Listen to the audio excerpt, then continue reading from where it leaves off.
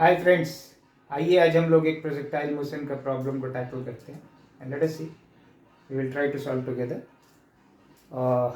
मैंने ये question board पे लिख दी है, बट मैं रीड आउट भी कर देता हूँ आपके कन्वीनियंस के लिए।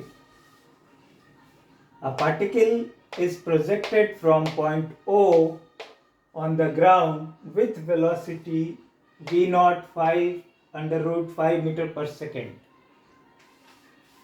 at an angle alpha is equal to tan inverse 0.5 with the horizontal. It strikes a point C on a fixed smooth plane AB having inclination 37 degree with horizontal as shown in the figure. Find coordinates of point C. Point C का coordinate निकालना है। तो question में दी हुई है कि एक particle को प्रोजेक्ट किया है V0 से, तो ये प्रोजेक्टाइल मोशन है, so it will cover the parabolic path के ट्रेजेक्ट्री को फॉलो करेगा। और ए बी जो प्लेन रखी हुई है ओरिजिन से 10/3 मीटर पे रखी हुई है, ठीक है, उसको जाकर वो स्ट्राइक कर रहा है। तो जिस पॉइंट पे स्ट्राइक कर रहा है, सी पॉइंट पे स्ट्राइक कर रहा है, उसकी मुझे कोऑर्डिनेट निकालनी है। तो पहले हम लोग क्वेश्चन में देख लेते हैं दिया हुआ क्या है। तो हमेशा आप सारे डेटा गैदर कर लीजिए जब भी किसी प्रॉब्लम को सॉल्व करते हैं। Like given is your V0 is given,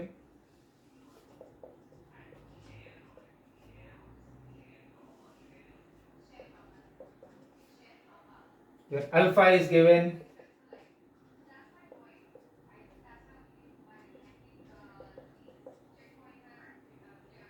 your D is given,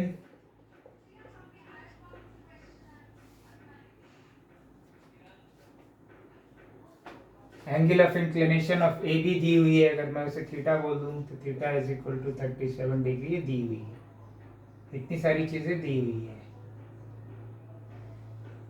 मुझे निकालना क्या है, सॉल्व करना है सी का कोऑर्डिनेट। सो सी का कोऑर्डिनेट अगर एक्स वाई हो तो एक्स एंड वाई की वैल्यू निकालनी है।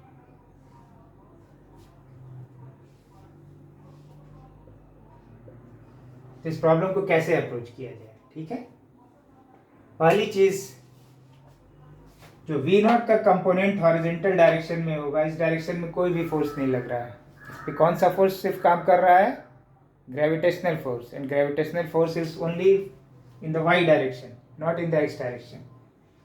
तो V0 का जो कंपोनेंट एक्स डायरेक्शन में होगा, उस पर कोई भी फोर्स एक्स डायरेक्शन में नहीं लग रही है, तो वो दैट विल रिमेन सेम। तो V0 cos alpha will remain same.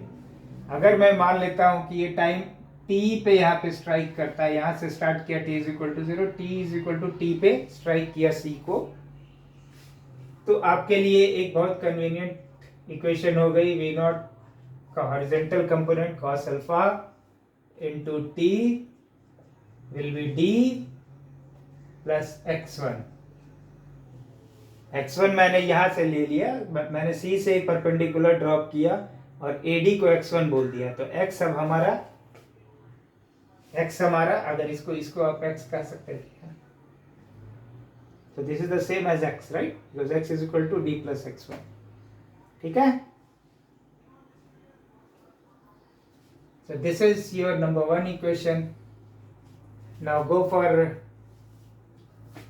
ये हाइट इज y है, तो मुझे ये इक्वेशन से पता है कि y will be V0 इसका vertical component sine alpha into t minus half G T square is y. So this is your second equation. And third equation में अगर x1 और y के बीच में आप रिलेशन निकाल लीजिए, तो tan theta which is 37 degree is equal to y by x1, right, and tan 37 degree is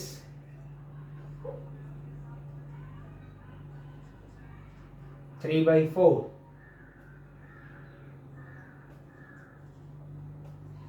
That is y is equal to 3/4 into x1. अब आप देखिए, ये आपके पास तीन इक्वेशन मिल गया, 1 2 3, और इन तीनों में अननोन क्या क्या है, अननोन इज योर, इसमें x1 अननोन है एंड t अननोन है। इस वाले इक्वेशन में आप देखिए y अननोन है एंड t अननोन है, और इस वाले इक्वेशन में देखिए x1 एंड y1 अननोन है। तो अगर आपके पास 3 अननोन है और 3 इक्वेशन है तो इसे आप इक्वेट करेंगे तो आपको x1 का वैल्यू मिल जाएगा। फॉर योर कन्वीनियंस मैं एक दिखा देता हूँ। अगर आप नंबर 2 इक्वेशंस पे जाइए तो नंबर 2 इक्वेशंस को y के जगह आप क्या लिखेंगे? If you follow number 2 equations,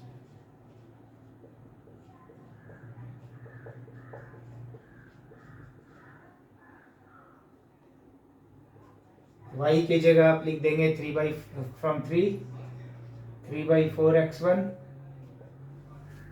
and t की जगह अगर आप इससे आप डाल देंगे, नंबर 1 से t को डाल दीजिए, that is d plus x1 divided by v not cos alpha minus half into g into d plus x1 divided by v not cos alpha का स्क्वायर।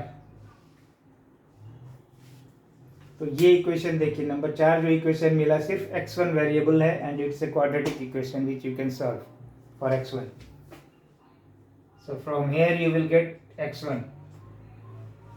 ओके, अगर आपको x1 आपको मिल गया तो फिर आपको y भी मिल जाएगा, क्योंकि y is equal to 3/4 x1 है, तो ये y भी आपको मिल गई, राइट। अब पॉइंट सी का कोऑर्डिनेट्स आप इजली लिख सकते हैं, d plus x1 that is x and y, ये भी आपको मिल गई and this your question is solved. इसका कैलकुलेशन आप लोग खुद कर लेंगे। कॉन्सेप्ट समझने की सिर्फ कोशिश कीजिए कि मेरे पास 3 अननोन है, अगर मेरे पास 3 इक्वेशंस मिल जाता है तो मैं उससे इक्वेट कर लूँगा, and this is what we did. Thank you. ये क्वेश्चन रश्मि हैलिडे से लिया गया है, मैं रीड आउट कर देता हूँ।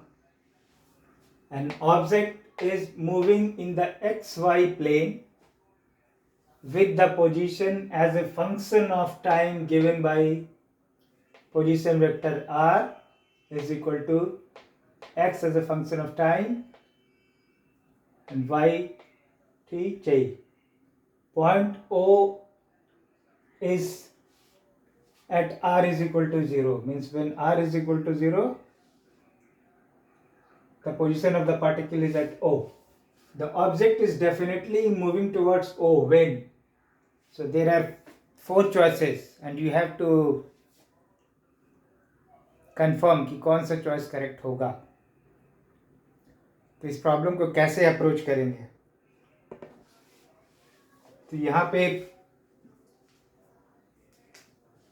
P is the particle which is at position R from O, so we have represented it like this. Okay, so now question में given क्या है?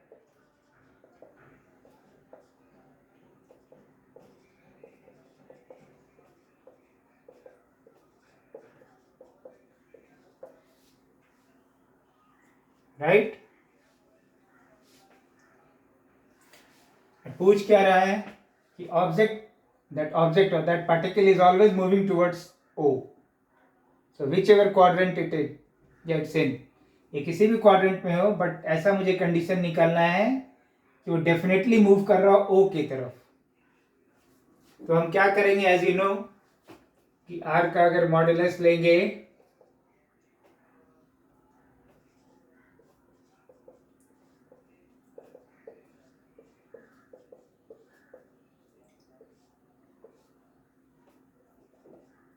तो मैं R लिख सकता हूं एंड दिस विल बी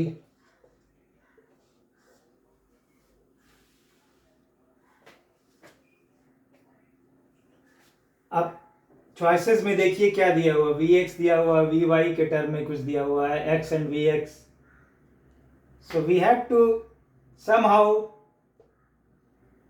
हम लोग को किसी ना किसी ढंग से इस इक्वेशन से हमें वी एक्स वी वाई के टर्म में चीज़ों को लानी है. That should be your approach.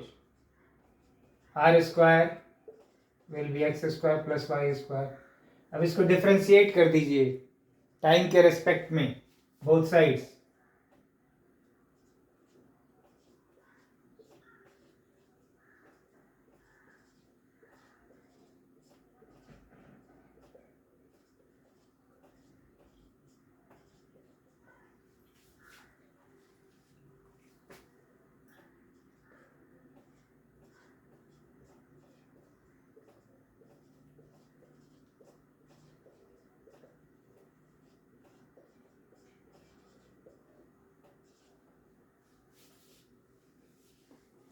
अगर ये पार्टिकल O की टुवर्ड्स मूव कर रहा होगा तो this change in R will always be negative, क्योंकि R घट रही है.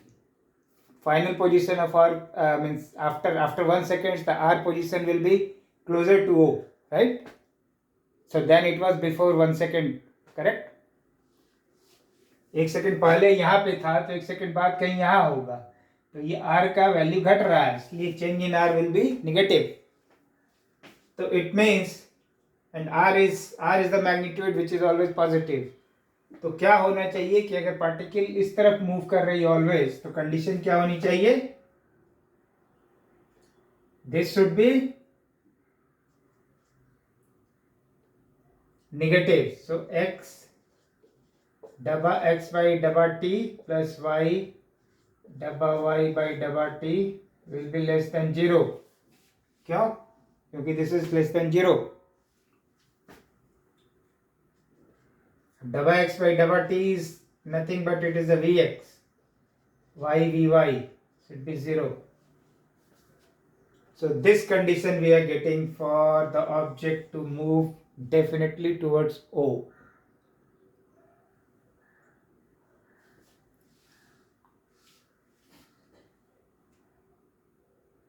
So answer will be C.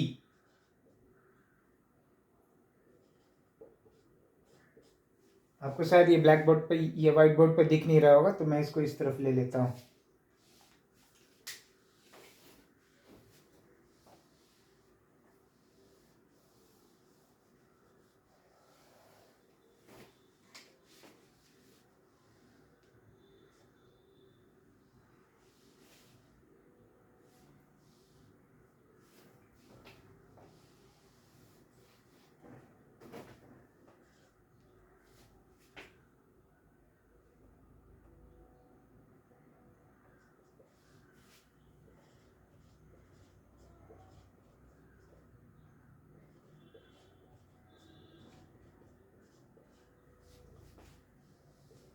That is x vx plus y vy 0. So answer C.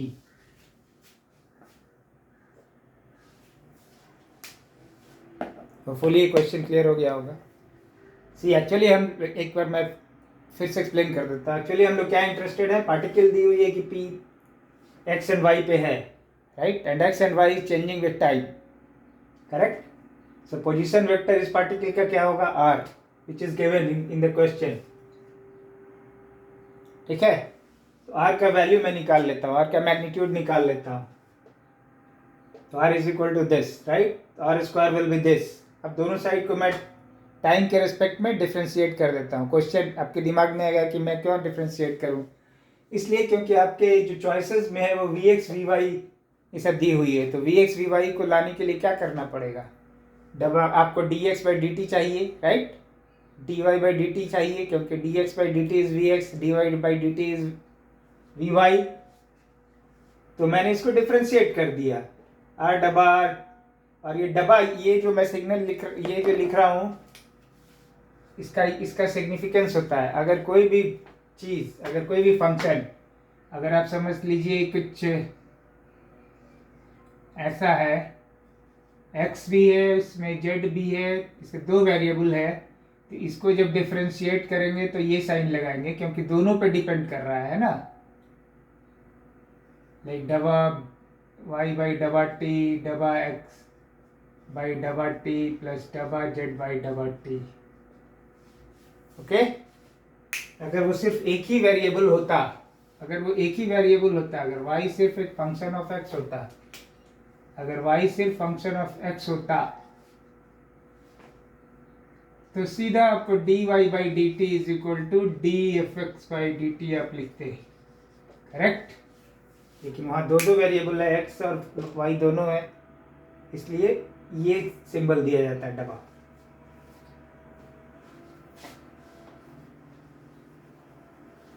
तो आपने डिफ्रेंशिएट करके Vx ले आया, Vy ले आया, और डबा r बाई डबा टी चेंज इन r है, तो चेंज इन r क्योंकि it is moving towards source, so change in r will always be negative. क्यों? क्योंकि जब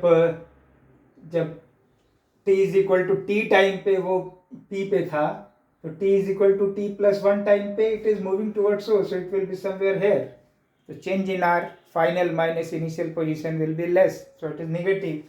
So डबा r by डबा t by नेगेटिव, इसलिए whole thing will be, this whole thing will should be negative. इस condition को comply करने के लिए कि the particle should always move towards O, तो वो निकालने पे मुझे ये कंडीशन मिल गया, number C. So hopefully it is clear to you. If any doubt, please put in comment. Okay, thank you.